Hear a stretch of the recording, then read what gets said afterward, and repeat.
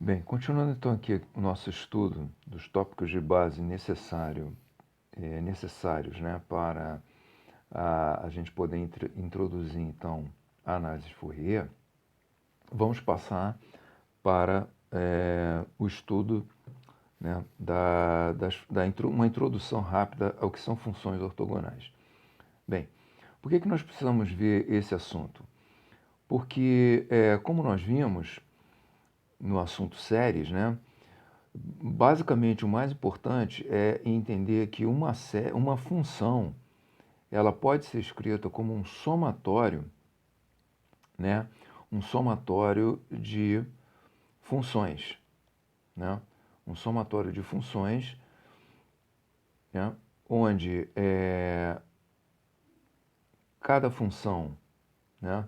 Ela tem o seu, aqui seria de zero, né? Cada função teria uma constante multiplicando essa função. Então, isso aqui então seria uma constante C0 multiplicado pela primeira função, mais uma constante C1 multiplicado pela segunda função, né? Mais assim por diante, certo? Então, isso aqui indica que uma função qualquer, ela pode ser escrita como uma combinação linear de funções, né? Ou seja, a combinação ela está representada por uma soma, tá? Só que o que acontece? Essas funções, esse conjunto de funções, né? A gente pode botar assim o conjunto de funções G de T, ele tem que atender a determinadas propriedades que o tornem apto a que essas funções possam ser usadas nessa combinação aqui.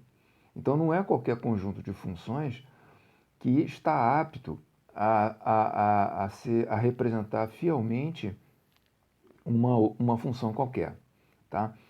Então, nós então entramos nesse assunto funções ortogonais, né? Funções ortogonais. E a primeiro detalhe aqui que nos ortogonais que nos chama a atenção é o ortogonais, né? É o termo ortogonais. Então, quando a gente pensa em ortogonais, a gente sempre tem isso sempre nos leva à noção de geometria, né? De geometria. Porque ser ortogonal significa ser perpendicular, né? Perpendicular. Então, isso nos leva a um mundo da geometria perpendicular. Então, o que acontece?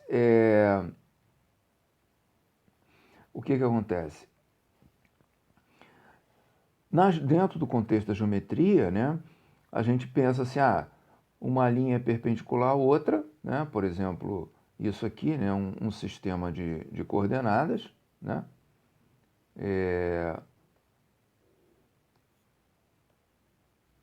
né, isso aqui são duas linhas perpendiculares, né, aqui tem um ângulo reto, né. Então, a leitura disso aqui seriam funções perpendiculares, né? Mas o que são funções perpendiculares? Se a função, a gente não tem associado diretamente o conceito geométrico para uma função, tá? Então, o que acontece? Para desenvolver esse assunto, a gente tem que pensar que da mesma maneira que, por exemplo, aqui, né? Aproveitando esse par de retas aqui, orientadas pelas setas, a gente sabe que se a gente chamar essa direção de x e essa direção de y, né, a gente então já está acostumado com o conceito de vetor, né? O conceito de vetor. Então, um vetor qualquer v, né, nesse plano, ele pode ser representado, né, por uma parcela pertencente, né? Ele tem uma parcela dele que pertence à direção x, a componente dele vx, e ele tem a parcela que pertence à direção y, né? A componente vy. E para que a gente possa escrever esse vetor, né, em termos de uma combinação de vetores, o que a gente faz? A gente indica aqui o vetor unitário i, né, e o vetor unitário j. O vetor unitário j. Né? Então, o que acontece? A gente vai dizer, então, que V é igual a Vxi mais Vyj. Tá? Então, o que aconteceu? A gente escreveu um vetor V qualquer nesse plano a partir da combinação de dois vetores unitários. Né? Então, quando a gente faz a multiplicação desse vetor unitário, ou seja, um vetor que tem comprimento 1, pela constante que está multiplicando ele, quando a gente faz essa multiplicação, é como se a gente esticasse o vetor unitário de uma direção e da outra, e com esses dois vetores esticados, a gente tem, então, a gente então consegue compor vetorialmente o vetor V. Né? E o módulo do vetor V, aí a gente precisa de algumas informações para caracterizar o vetor V. Então, o módulo, que é a primeira informação, a gente sabe que é a raiz quadrada de Vx ao quadrado mais Vy ao quadrado. Y ao quadrado.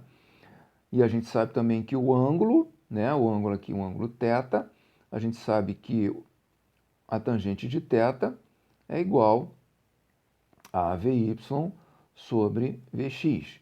Logo, θ é o arco tangente de Vy sobre Vx. Então, isso para a gente não é nenhuma novidade. Né? Isso para a gente não é uma novidade. Agora, isso aqui nos dá uma sinalização, né, de que, da mesma maneira que um vetor ele pode ser constituído como uma soma de vetores, e a gente acabou de ver que uma função, né, ela pode ser constituída como uma soma de funções. Então, se eu pudesse escrever uma função como a soma de duas funções, para ficar análogo aqui com a minha representação vetorial, eu teria, por exemplo, que uma função poderia ser igual a um C1 G1T, né, mais um C2 G2T. Né? Ou seja, essa função ela recebe a contribuição da função G1 e da função G2. Agora, o quanto cada uma das duas contribui na formação da f depende das constantes, ou seja, dos pesos que estão multiplicando essas funções. Tá? Então, quando a gente olha para isso e olha para isso aqui em cima, né, a gente então começa a entender a analogia. Porque da mesma maneira que para um vetor, para um vetor ele só pode ser escrito como combinação de vetores, desde que esses vetores sejam perpendiculares, sejam ortogonais e unitários, né? Ou ainda mais, né, linearmente independentes. Então, isso tudo a gente viu lá em álgebra linear. Né? Álgebra linear. Né? A gente viu lá em álgebra linear. Agora, quando a gente tem isso aqui, escrever uma função, a gente faz a analogia. Então, isso quer dizer o seguinte, que uma função ela só pode ser escrita a partir de duas funções, desde que essas duas funções elas sejam ortogonais. Aqui não cabe dizer perpendicular, porque perpendicular, ortogonais, é um termo muito geométrico. Né? Agora, ortogonal e perpendicular, ortogonal é um sinônimo para perpendicular, mas ortogonal é apropriado para usar nesse contexto de funções, assim como no contexto de vetores geométricos. Né? Bem, então com isso, o que acontece? Essas funções, elas têm propriedade, ela tem essa propriedade de ortogonalidade.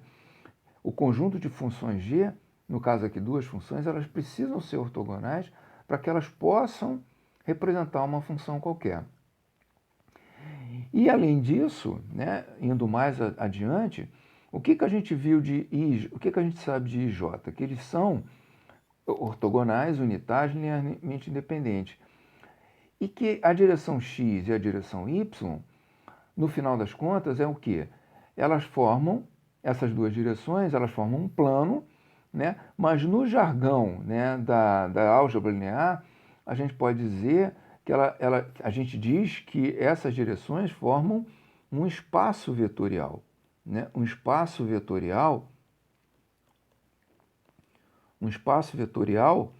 de vetores, né? Um espaço vetorial é um espaço de vetores. E que I e J, né? I e J aqui no caso, nesse caso é um espaço vetorial 2D, de duas dimensões. I e J são a base, né? Eles são a base, formam a base desse espaço vetorial, né? A base do espaço vetorial XY, o espaço vetorial 2D. Ora, então, fazendo a analogia com G1 e G2, a gente vai dizer, então, que agora a gente tem que G1 e G2 formam a base de um espaço de funções. Tá? No caso aqui também de duas dimensões, né? Então, G1 e G2 formam a base, né, desse espaço, de um determinado espaço de funções. Então, G1 e G2 são ortogonais, né, são ortogonais, em analogia a I e J. Então, esse conceito de ortogonalidade, ele extrapola a geometria, né? E G1 e G2 formam a base de um espaço, agora não vetorial, sim, um espaço de funções. E da mesma maneira que esse espaço vetorial geométrico, ele pode, né, de 2D, ele pode, com a inclusão da outra direção, da direção Z, ele vai para 3D, né? O nosso espaço de funções, né, ele também vai de 2D com a inclusão da função, de uma terceira função, para o 3D, né? E isso aqui, né, vai para o infinito. A gente sabe que quando a gente sai da terceira dimensão, a gente perde a gente perde a noção a gente perde a noção física, né, geométrica do que é um espaço de vetores além de 3D, né?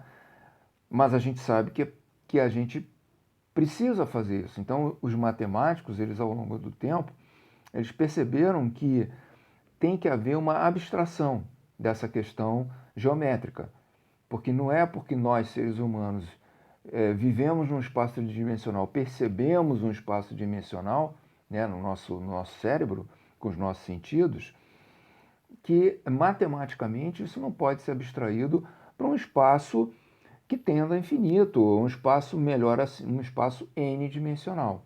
Então, isso para funções é a mesma coisa. Vai para um espaço infinito, né, e um espaço n-dimensional. Ou seja, isso quer dizer o seguinte, que um vetor ele pode ser descrito como um somatório, né, de k de 1 a n de vetores v de k, né? Ou a gente pode até usar aqui uma outra letra, né? Uma outra letra, em vez de usar v de k, a gente pode usar aqui uma letra mais apropriada, simplesmente U de K, né? E aqui a mesma coisa, né? A minha função, ela pode ser escrita como um somatório de funções, como a gente acabou de ver, né? Um somatório de funções. A gente pode até usar aqui, vamos usar G, né? As funções G de K, que vai até infinito. Então, o que é que nós temos aqui? Uma série infinita. Então, veja, a gente deu uma volta e retornou ao mesmo conceito, que é o conceito de série. Passando por esse conceito de analogia, passando por esse passo de fazer a analogia com vetores. Tá? Então, o que nós temos aqui é que a gente passa a ter um espaço, da mesma maneira que aqui a gente tem um espaço vetorial n-dimensional, a gente aqui tem um espaço de funções n-dimensional. Tá? Então, A ortogonalidade, o mais importante aqui é entender o termo ortogonalidade. A ortogonalidade de funções, ela tem uma analogia com a ortogonalidade de funções, se bem que quando a gente passa da terceira dimensão, a própria noção de ortogonalidade de funções, de vetores, né, ela simplesmente some. Porque o que é um vetor que tem 4 dimensões? Que são constituídos por 4 vetores ortogonais. Não consigo ver isso, tá certo? Mas é uma noção matemática, eu aceito. Então, se eu aceito para vetores, eu aceito para funções. E pensando sempre assim, uma função é escrita como uma combinação linear de funções, desde que essas funções façam parte de um conjunto de funções ortogonais, que formem um espaço, que formem a base de um espaço de funções. Tá? Bem, aqui então, só usando aqui o texto para introduzir, né? O que nós temos aqui? As funções ortogonais, como eu acabei de falar, leva para o espaço vetorial, a noção do espaço vetorial de funções. A série de Taylor é uma série, na verdade, que é uma soma de polinômios, uma soma de funções, né? Ou seja, essas funções x menos a elevado a k, elas formam esses polinômios. Isso só foi possível porque eles formam um espaço, um conjunto ortogonal de funções, né? Uma base ortogonal. E os 6 de k a gente viu como é que eles são obtidos. Então, o nosso objetivo é a análise Fourier, ou seja, é aplicar essa noção, né, é entender essa noção de função ortogonal para poder entender o pilar da análise Fourier, que é a série de Fourier. Então, por que nós vimos o que é uma série? Porque o pilar, né, a ferramenta básica, né, da análise Fourier é uma série, chamada série de Fourier, que tem uma estrutura própria. Da mesma maneira que a de Taylor, o conjunto de funções ortogonais são polinômios, no caso da série de Fourier, são cossenos e senos, certo? Cossenos e senos com frequência múltipla, né? A gente tem aqui os k's, o kx e o kx, com argumentos múltiplos, né? Então, se Fourier escreveu a série dele dessa maneira, usando cossenos e senos, é porque cosseno e senos formam um conjunto de funções ortogonais, né? E além do mais, por que ele escreveu dessa maneira? Porque ele queria trabalhar na representação de funções, não de qualquer função, mas de funções periódicas, como a gente viu lá atrás. Então, funções periódicas implica que eu tenho que representá-las a partir de uma base que use funções periódicas. É claro que eu posso escrever também poderia escrever como um somatório, né, de polinômios, mas fica muito mais coerente eu escrever a partir de funções cosseno e seno, que são, né, funções periódicas especiais, são funções harmônicas, né? Harmônicas, tá? Então é isso. Então vamos parar aqui e continuar no próximo vídeo.